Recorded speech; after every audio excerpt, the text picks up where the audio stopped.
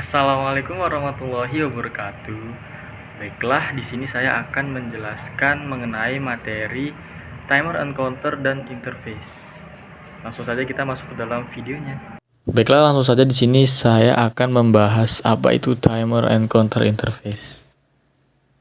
Timer encounter interface. Timer encounter adalah seperangkat pencacah biner yang terhubung langsung ke dalam saluran data microcontroller, sehingga microcontroller bisa membaca kondisi pencacah. Dan bila diperlukan, microcontroller dapat pula merubah kondisi pencacah tersebut. Saat sinyal clock yang diberikan sudah melebihi kapasitas pencacah, maka pencacah akan memberikan sinyal overflow atau limpahan. Limpahan pencacah ini dicatat dalam suatu register.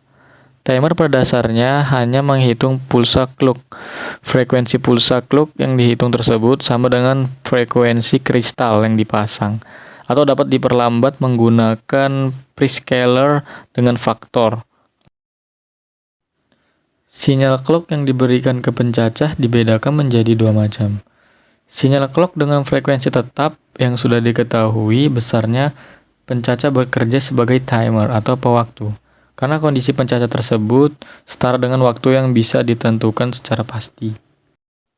Sinyal clock dengan frekuensi yang bisa bervariasi, pencacah bekerja sebagai counter. Kondisi pencacah tersebut menyatakan banyak pulsa clock yang sudah diterima. Baiklah, inilah contoh gambar timer counter 8 bit. Timer atau counter 0 dan 2 adalah timer atau counter 8 bit yang mempunyai multifungsi fitur, yaitu yang pertama counter satu kanal, 2 timer dinolkan saat match compare, 3 get free phase chord pulsa with modulator atau PWM, yang keempat frekuensi generator, yang kelima 10 bit clock prescaler, dan yang keenam interupsi timer yang disebabkan timer overload. Blok diagram dari timer encounter N ditunjukkan pada gambar 81, dengan N adalah nomor yang mewakili timer atau counter 8 bit.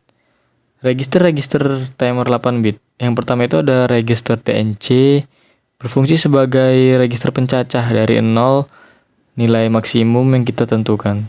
Yang kedua ada register TCCR, berfungsi untuk pengaturan mode operasi timer encounter. Timer atau counter 8 bit dapat menghitung maksimal hingga 255 hitungan, di mana periode setiap hitungan tergantung dari setting prescalernya. Untuk menghitung atau mengatur jenis mode operasi dari timer tersebut, prescaler digunakan register timer atau counter, register dari TCCRN. Mode operasi timer. Yang pertama ada mode normal, digunakan untuk menghitung saja, membuat delay, menghitung selang waktu. Nah, yang kedua ada mode PWM atau phase chord, memberikan bentuk gelombang phase chord pada PWM resolusi tinggi. Mode ini berdasar operasi dual loop untuk menghitung berulang-ulang dari button ke max dan dari max ke button. Yang ketiga ada CTC atau Clear Time on Compare Match. Pada mode CTC ini, nilai timer yang ada pada TCNTN akan dinolkan lagi.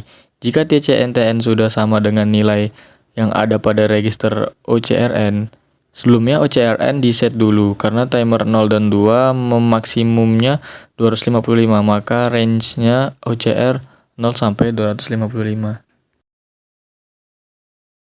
Yang keempat, fast PWM, memberikan pulsa PWM frekuensi tinggi. Fast PWM berbeda dengan mode PWM lain. Fast PWM berdasarkan operasi single loop.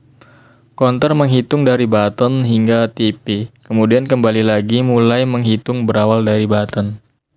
Pada mode normal, TCNT1 akan menghitung naik dan membangkitkan interrupt timer atau counter.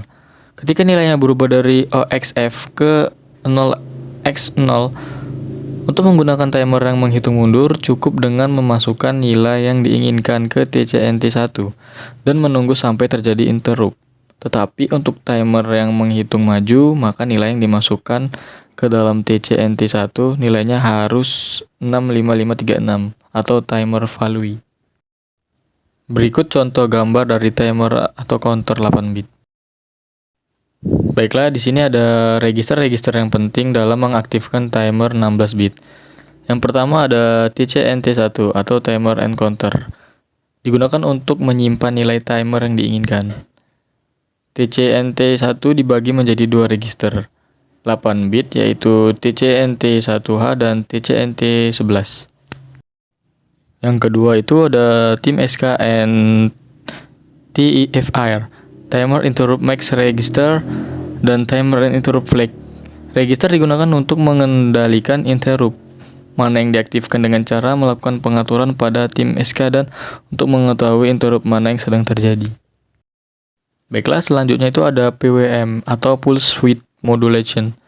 PWM adalah salah satu teknik modulasi dengan mengubah lebar pulsa dengan nilai amplitudo dan frekuensi yang tetap.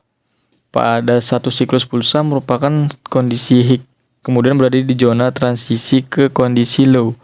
Lebar pulsa PWM berbanding lurus dengan amplitudo asli yang belum termodulasi.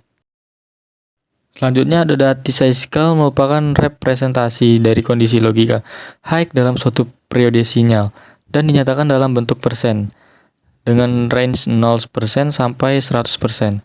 Sebagai contoh, sinyal berada dalam kondisi high terus-menerus, artinya memiliki Dati cycle sebesar 100%.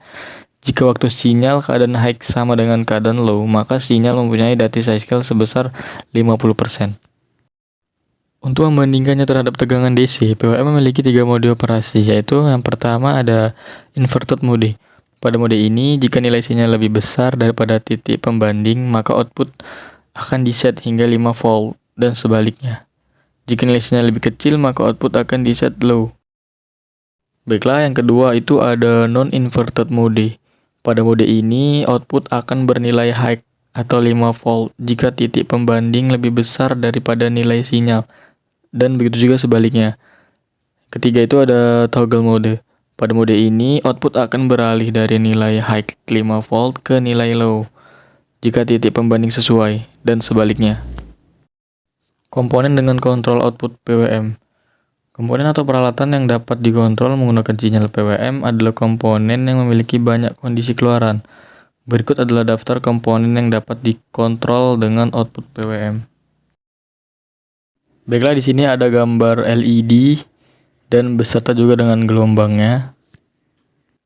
Pada pengaplikasian LED yang terkontrol lewat IC microcontroller, yang diperlukan hanya menghubungkan salah satu pin dari microcontroller ke kaki anoda LED dan kaki katoda ke GND rangkaian.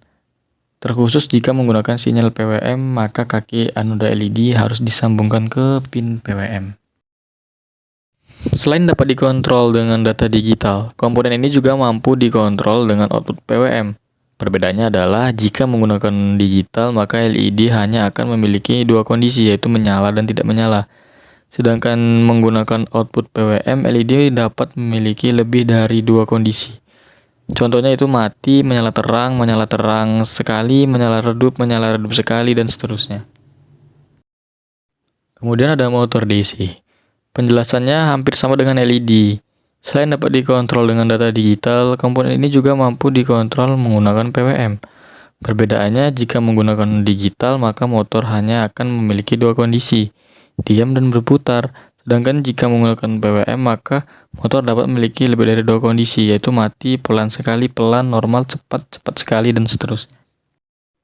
Baiklah, selanjutnya ada motor servo. Motor servo adalah sebuah aktuator yang bergerak dalam poros yang mempunyai spesifikasi untuk kontrol posisi sudut yang presisi.